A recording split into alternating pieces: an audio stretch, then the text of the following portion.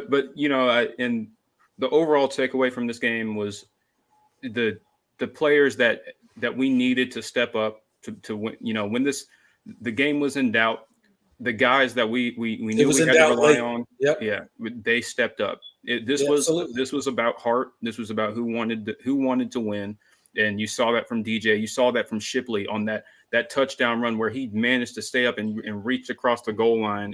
That play got blown up. Should have been a tackle for loss. Yeah, no, that was like he was hit like 1 or 2 yards in the backfield, and he fell forward and he kept fighting and he got a touchdown. So absolutely, like I love seeing plays like that from players. Like that is absolutely the heart and soul of football.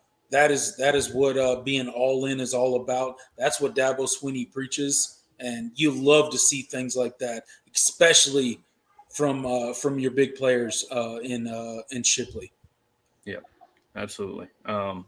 And just you saw that heart on those, especially also on those key third downs where that huge catch that Ngata made on that third down, and Bo Collins did as well.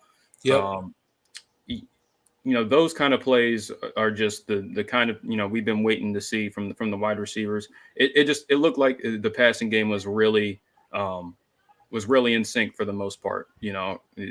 I thought the offensive line outside of a couple of plays blocked extremely well, and so it's kind of that thing. It's like, wow, when you give your your former 5-star quarterback time to throw, he actually makes plays. I know, right? Like you look at DJ early on in this game, he was super clean, right? Yeah. He was able to go from read 1, 2, 3, like he was going through. You could see him going through his progressions and making the right plays and putting balls on the money, and that's kind of what's important. And I think that pays dividends going forward for Clemson.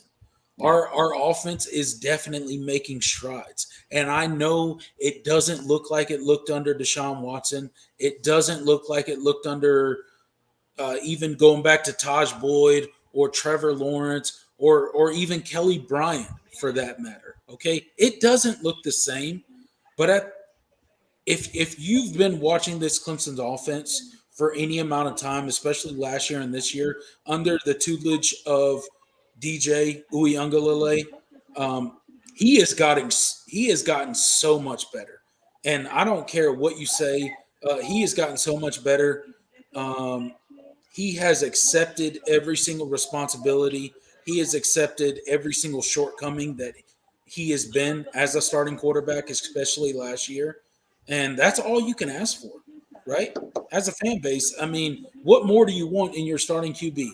He accepted all the criticism from last year. He has stepped up this year, and he has gotten better. Yep. And he has led us to 4 victories at this point. So what more can we ask for, right? Yeah. And then also we got to look at the teams. I don't know too much about Furman. I ain't going to say a lot. But the teams that we play, we know they threw the ball a lot. So that's why I think we struggle with the with the pass, because the way they type some offensive run. We're going to see a little bit more against NC State coming up.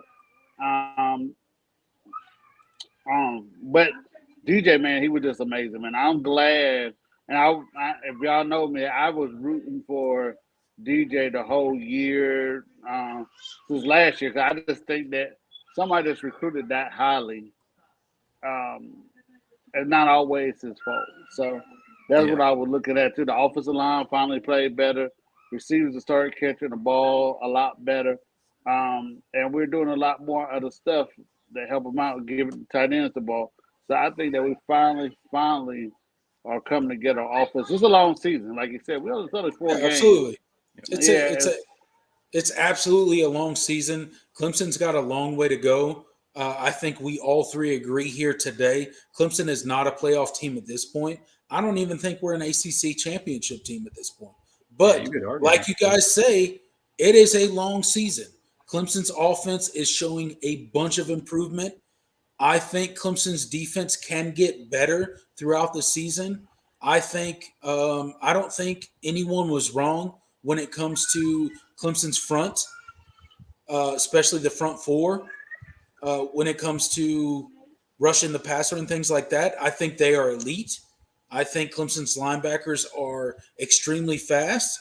I think they have some growth to do, but they're fast. I think they can become elite. And the back end, I think Clemson's back end can become serviceable as the season goes on.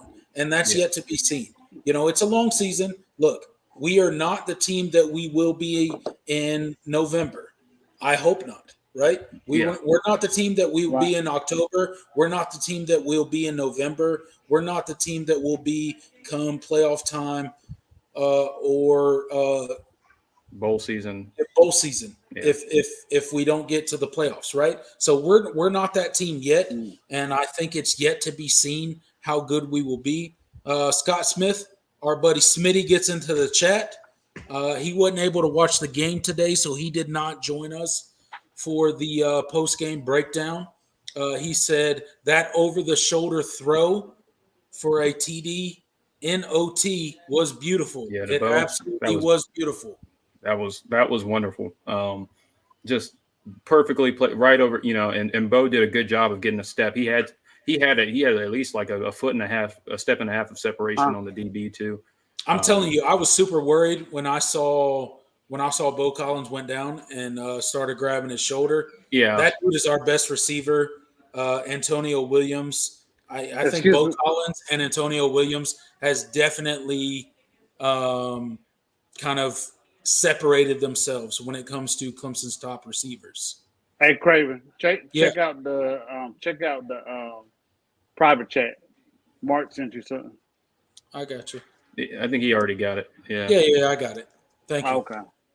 Yeah, I got it. Thank you. Appreciate you. Yeah. Michael gets in. Let's go through some things in the chat here, guys. We'll respond to some of the comments. So you guys in the comment section, you guys watching the show right now, get into the comment section. We're going to read a few of your comments, and we're going to interact with you guys for a little bit. So Michael gets in, says Georgia 41, Clemson 13. That's yet to be seen, sir. Hey, we don't play Georgia, though. Yeah, Georgia's not on the schedule, so I don't know what you're talking about. Excuse me. I'll put it like this to you. I know everybody said, well, are we ACC champions? If you're looking at what's going on in college football, period, a lot of these games that people are paying teams to come down millions of dollars to play, everybody's having a hard time. Look at what App is. I don't know why anybody would schedule App, because App does it to everybody. Don't schedule App State. Hey, keyword North Carolina. Don't go to App State.